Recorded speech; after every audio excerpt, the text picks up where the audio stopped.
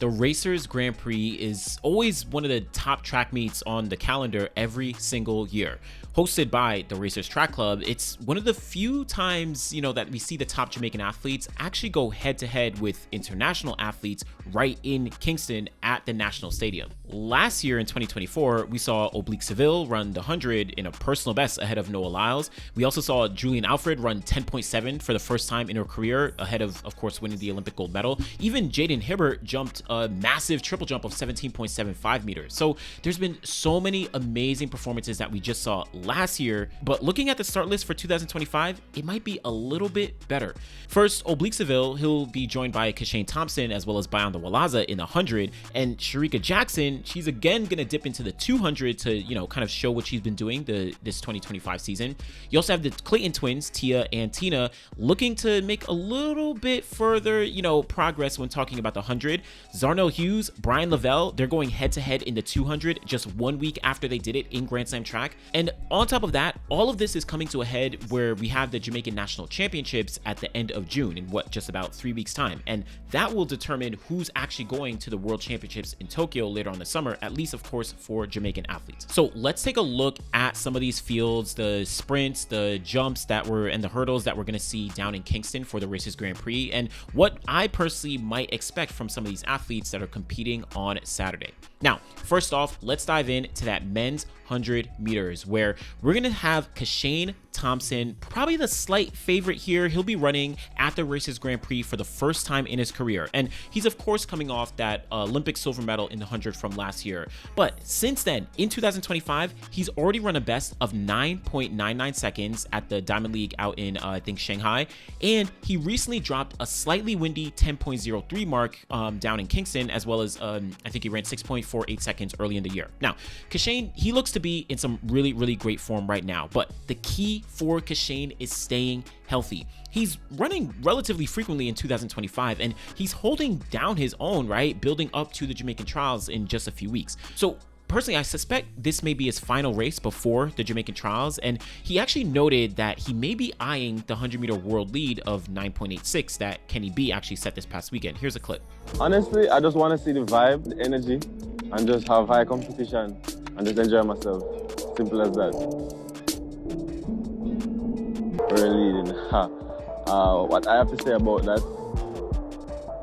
stay tuned to Racers Grand Prix. Now, Kishane is obviously more than capable of actually running that fast. Just last year, he ran 9.77, 9.79, 9.80, 9.82, and 9.84, all in 2024. Now, it's TBD on if he's actually going to run that fast this Saturday, but it's not outside the realm of possibility. Again, considering he looks healthy and confident about where he's at right now. But Kishane will have competition from both Oblique Seville as well as Bayanda Walaza, who are going to be competing here in the Racers Grand Prix and have already had some pretty strong 2025 seasons. Oblique Seville, he's been racing in Grand Slam track, right, over the past couple months, and he's gone toe-to-toe with Kenny B in the 100 in Kingston, and then he ran a slightly windy 9.84 in Miami, just top of the month. But add to that, he's been running the 200 as well, including hitting a personal best of 20.13 in Miami, which clearly is beneficial to his 100, especially as the season progresses. But down in Atlanta at the Adidas Atlanta City Games, Oblique actually did look like he got maybe slightly injured while running the 100, which led him to, of course, pull out of Grand Slam track in Philly. So though his current status, I guess, is essentially unknown at this point, I do suspect if he's going to be running the 100 here against Kishane Thompson, that Oblique is probably back healthy and good enough to compete. And if anything, I'm pretty confident that Oblique will be ready for trials regardless of what actually happens this weekend. Now, we also do have Bayanda Walaza, and he's essentially, the rising star out of South Africa in the sprints right now. We know him as the World U20 champion in both the 100 and 200 from last year, but he's also stepped things up even more in 2025, having already run sub 10 on 2 occasions in the 100, including a 9.94 into a headwind at the Zagreb Continental Tour. Now, absolutely anything can happen here in Kingston, but if he's going up against Kishane Thompson, Oblique Seville, right, this will be a very, very new challenge for him, and even more so than when he raced Lucky Kennedy and Omanyala down in Kenya at the Cape Kano Classic. Now, personally, I would love to see Walaza get a great start like he did in Zagreb. Didn't do so well in Kenya, right, after that second attempt in the race. But if he does get a good start here, we could be on pace to see him touch that U20 record of 9.91 seconds that Letsile set all the way back in 2022. But even if he doesn't, right, if he doesn't run 9.91 or doesn't even run 9.94, this is simply another 100-meter race with top professionals that Walaza is getting in over the past couple weeks. I really am taking note of him, even regardless of the result, because he could be a very strong factor later on in 2025. Now, also in the field, you have a few other names like Rowan Watson is in this field. You also have PJ Austin, you have Terrence Jones, you have Eloy Benitez, who ran fast recently. So pretty strong field overall. But the other field that I'm taking a look at is that women's 200 meters, where we're going to see Shericka Jackson, which will be her second 200-meter race of the 2025 season after running 22.79 out at the Xiamen Diamond League. She then followed that up winning the Rabat Diamond League 100 in a time of 11.04 seconds, I think it was. And it's TBD on if Shericka plans to do both the 100 and 200 at World Champs, right? Or if she'll solely focus on the 200 since she has the wild card and by way of being the defending world champion, right? She's also coming off injury last year, so she's being a bit more calculated on how she's actually approaching this season. But here in Kingston, I kind of don't have many strong, expectations on what Shericka will actually do. I don't see her running, like a 21.8 like Julian did a few weeks ago. But I also don't see her completely, just like bombing out or anything. I think considering this field, unfortunately, isn't that deep and isn't that strong, we'll probably see Shericka comfortably take the win here in, 22 mid or 22 low, right? Depending on what the conditions are like. And then, just like go from there.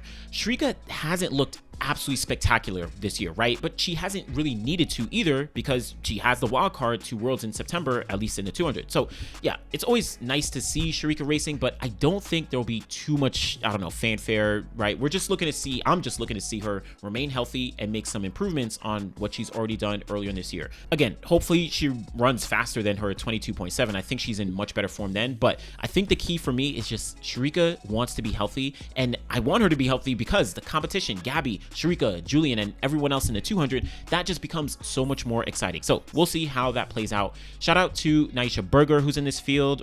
She made the Olympic team to Paris last year for Jamaica. You also have Audrey Leduc from Canada. You also have Candice Hill in the field, Anthony Strong. So pretty decent field overall. Now, let's move over. Women's 100.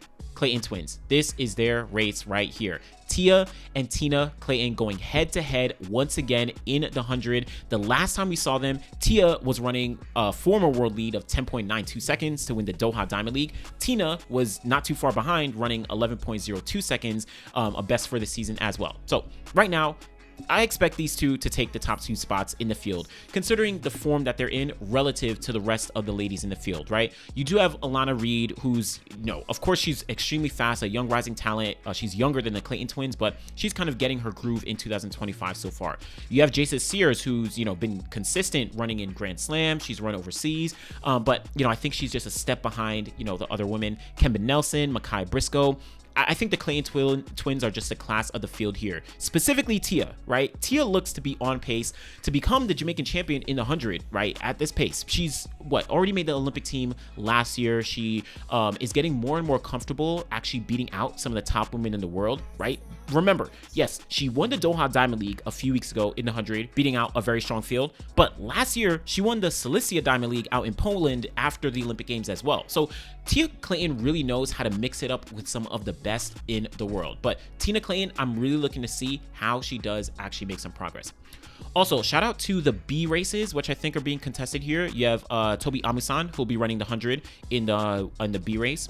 Also, in the men's 100, you have a few, high-quality names. You do have Nishani Banks. You have Nkrume. Apologies for the pronunciation. I know Nkrume is, he's been a rising star, from a few years ago, got injured, kind of getting his get back. But, you have DeAndre Daly. You have, Taekwondo Tracy, of course, is always a name. But, yeah, shout out to all the guys. Kadrian Goldson. Yeah, these are some guys here. So, shout out to all these guys in this kind of B 100-meter race.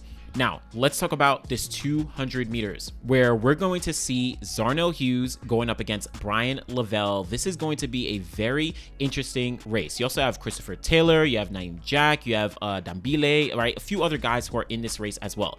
But Zarnell Hughes, he's been kind of cooking when it comes to Grand Slam track this year, right? Essentially finishing second or third place overall to Kenny B, and he's quietly had a pretty good comeback season after dealing with injury just last year. I personally think that Zarnell is probably likely to win here, probably do the best here overall, but I do have my eye on Brian Lavelle, right?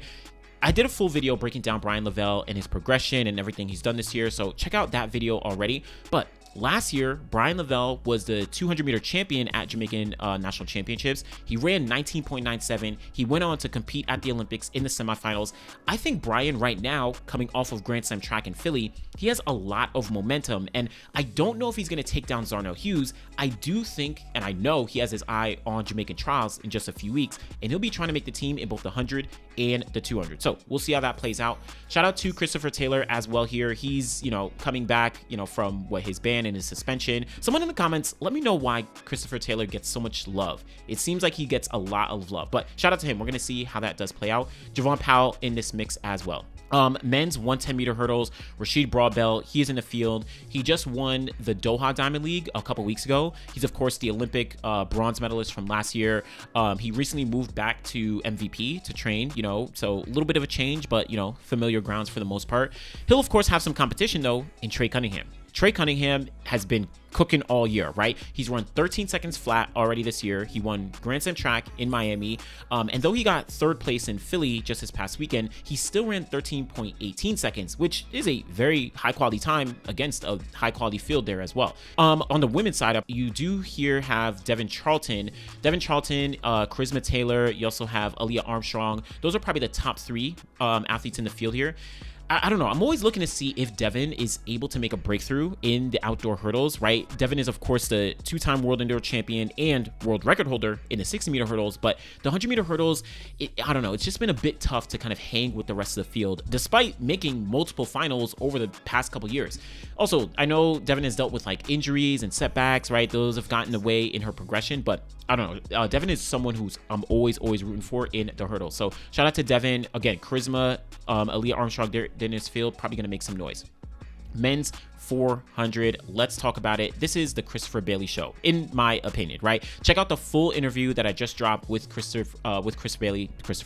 We broke down his history and his rise in the sport. Really great conversation and in-depth conversation. But he's already run 44.1 seconds this year. He's also run 44.2, 44.3. No one in this field, except for Xandrian Barnes, has broken 45 seconds. So it's tough to say that anyone is actually going to beat Chris, let alone no one even has a personal best faster than 44.3 by Elijah Godwin. So who knows? We'll see how that does play out. Also, remember, Chris actually won the 400 at the Grand Slam track in Kingston. So coming back to kind of familiar territory, this might be another kind of win in his belt for him. I am interested to see how Xandrian Barnes does actually do here. He's looking forward to making the team to the World Championships for Jamaica. So looking forward to seeing his progression. Shout out to some of the other guys, Elijah Godwin, DeAndre Watkin, right? A lot of these guys, Delano Kennedy, these guys are in the conversation. So we'll see how they actually do play out. Women's 400, not a super high quality field, but you do have Sade Williams, you do have Candice McLeod, Lena Irby-Jackson, Quinair Hayes. I'm excited to see how they do play out. So specifically someone like Sade Williams, who's been a two-time world championship medalist, 2022 and 2023. So, we'll see how she does make progress. The 400 is crazy right now, though. So we'll see. Shout out to all of them. Also, very quickly, the men's 400-meter hurdles, you do have Rashawn Clark making a comeback. He got injured at the Grand Slam track meet in Miami, so he wasn't able to, finish that out. Of course, had to skip out on the Philly Grand Slam track meet, so we'll see how he does actually play out. But if he's, coming back here to race, that means he's likely healthy. He's likely back in form. So, looking forward to see, what he does. He also has to make the Jamaican team to World Championships. So if he's healthy, he should be very, very comfortable there. Now, let's finish finish off with a few of the jumps. Men's long jump, Wayne Pinnock is in this field. He, of course, is coming off the World Indoor silver medal. He jumped 8.29 meters this year already. He's looking to get the gold medal at the World Championships later on this year. So Wayne Pinnock, he is on one. I don't know if I can't predict like a mark or anything like that, but I'm excited to watch Wayne Pinnock's progression because I know he wants a gold medal at the World Championships. This is just another stepping stone potentially towards that gold. He also is going up against Jerian Lawson, who's a 2017 world silver medalist in the long jump. You have Emmanuel Archibald, who's already jumped 8.22 meters, which is really, really good here. So this will be a pretty competitive field for Wayne Pinnock, but shout out to Wayne. And then finally, the women's triple jump. Women's triple jump, not a super high quality field. Also, Jasmine Moore is not jumping here. Jasmine Moore is going to be at the Rome Diamond League competing in the triple jump on Friday. I don't think she's taking a flight down to Jamaica that night to come and compete in the triple jump again. So I don't think she's in this field. But Akeelia Smith, she is going to be jumping here. She, of course, is a favorite in this field. She is an NCAA champion in both the long and the triple jump last year. She competed at the Olympic Games in both events, getting a high of 7th place in the triple jump. I think she got 8th place in the long jump at the Olympics. So Akeelia, she's looking to kind of put herself in the conversation as one of the athletes to really potentially challenge for some podium spots. She does have a lot of progression to make. She's still young, developing, but Akeelia is someone you don't want to sleep on. She will have some competition though by Velasco from Cuba, who's jumped 14.36 meters this year already. And Cuba, they are always on one. You have Povea, you have Perez Hernandez. So listen, Cuba, they be producing some crazy athletes across the board. Shout out to Velasco. But that is the Racers Grand Prix going down this Saturday, June 7th. It's going to be I think it's going to be very, very exciting. I'm looking forward to seeing, of course, the men's 100, the women's 200, looking forward to seeing all these races actually go down. And of course, Jamaican Trials coming up at the end of the month. Let me know what you're looking forward to at the Racers Grand Prix and what you're most excited for. If you haven't already, be sure to like the video, subscribe to the channel. Always truly appreciate y'all, and thanks for watching.